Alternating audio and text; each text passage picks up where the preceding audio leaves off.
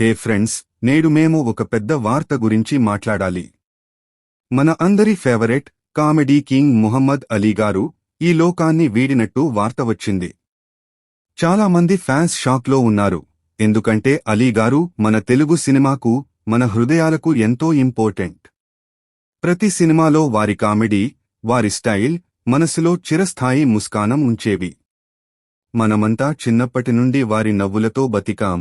ఇప్పుడు వారి లేని ఈ లోకంలో కొంచెం గ్యాప్ ఫీలవుతుంది.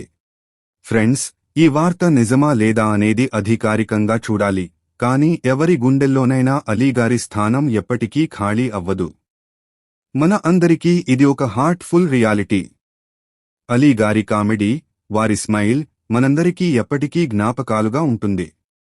ఇప్పుడు మేము కేవలం వారి మెమోరీస్తో జోరుగా ఉండాలి, వారిని రిమెంబర్ చేస్తూ